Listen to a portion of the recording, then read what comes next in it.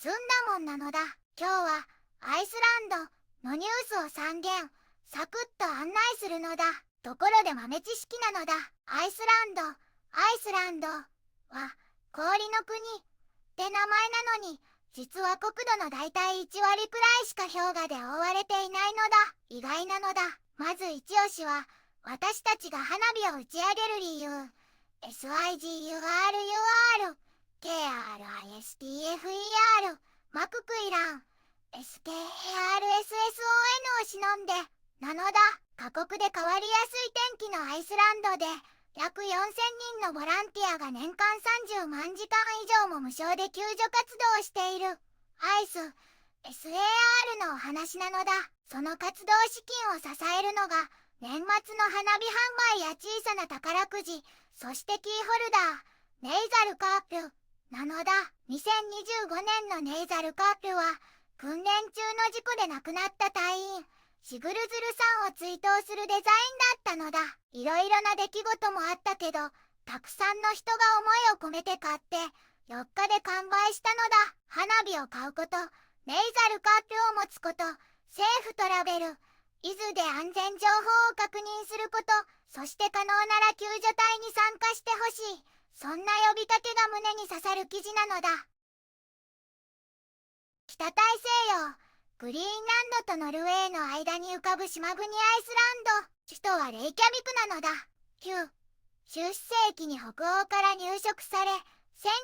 1944年にデンマークから独立した議会制共和国なのだ。人口はおよそ37万人で、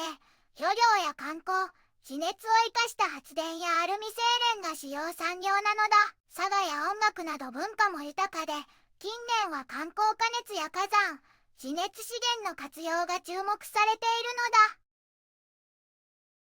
一つ目のニュースなのだ。私たちが花火を打ち上げる理由。SIGURUR KRISTFER マククイラン SKARSSON を忍んでという記事なのだ。この記事はアイスランドの捜索救助隊アイス SAR とその活動を支える花火とキーホルダー、ネイザルカープの意味を伝えているのだ。アイスランドでは過酷で変わりやすい気候の中、約4000人のボランティアが年間30万時間以上も無償で救助活動をしているのだ。その資金の多くは、年末4日間の花火販売と小さな宝くじ、そしてネイザルカープで賄われているのだ。2025年のネイザルカープは、2024年の訓練中の事故で亡くなった36歳の隊員、シグルズル、クリストフェル、マククイラン、オスカルソンを追悼するデザインだったのだ。彼は養子として迎え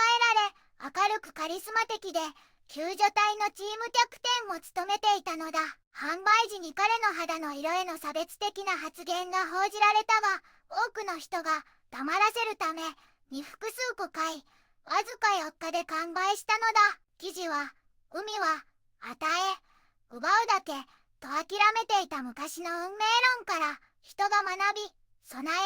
互いを助ける社会への転換を描きつつ、花火を買うこと、ネイザルカープを持つこと、セーフトラベル、伊豆で安全情報を確認すること、そして可能なら救助隊に参加することを読者に呼びかけているのだ。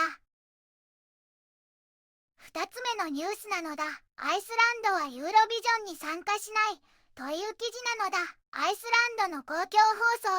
RV は来年春のユーロビジョンソングコンテストに参加しないと発表したのだ。理事会は12月10日の会合で不参加を決定したのだ。国内予選のソングバケプニーを実施するかはまだ未定なのだ。過去1週間でリョークさんやパープ、オスカルさんを含む多くの人々から参加撤回を求める要望が寄せられたのだ。アイスランドのほか、アイルランド、スペイン、オランダ、スロベニアの計5カ国がボイコットを表明しているのだ。いずれも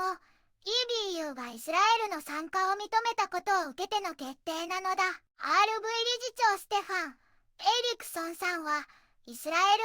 放送局 KAN の参加が社会の分断を招き、アイスランドが参加しても喜びも調和も生まれないとして、不参加を EBU に通通告したと説明しているのだ。3つ目のニュースなのだ。リョークにとって地図はない。リョークグズムンドゥッティルの旅がいかにしてアイスランドを世界にもたらしたかという記事なのだ。この記事は音楽評論家なるエッケルトさんが歌手リョークグズムンズドッティルの前例のないキャリアを振り返り、アイスランドを世界に知らしめた歩みを語る内容なのだ。リョークはシュガーキューブスカイさん後1993年のデバットからポストホモジェニックエスパーティンと名作を連発し MTV や UK チャートで成功しつつ実験性とポップさを両立させたのだ。2000年代以降は映画ダンサー・イン・ザ・ダーク出演声だけの MEDLLA 環境活動ディクレア・インディペンデンスでの反植民地主張メタルゼートの異色コラボなどジャンルを超えて世界を広げたのだ。失恋を赤裸々に描いたバルニキュラとその後の光を描くユートピアフォッソラそしてアプリや特注楽器を駆使したマルチメディア作品バイオフィリアでテクノロジーと芸術の最前線を切り開きアイスランドの音楽と観光の知名度向上にも大きく貢献した偉大な先駆者として描かれているのだ。スンダモンは助け合いと表現が光るアイスランドの3つの話に心が熱くなったなのだ。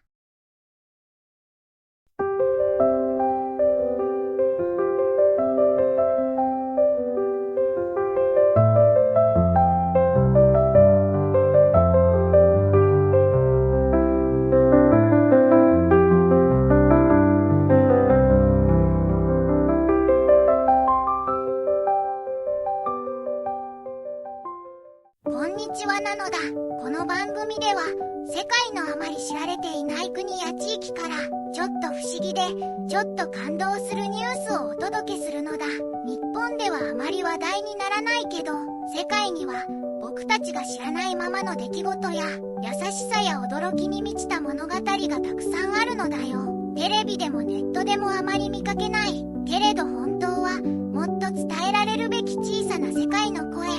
そんな声を僕と一緒に見つけに行くのだ。さあ、一緒に知られざる世界の旅を始めるのだ。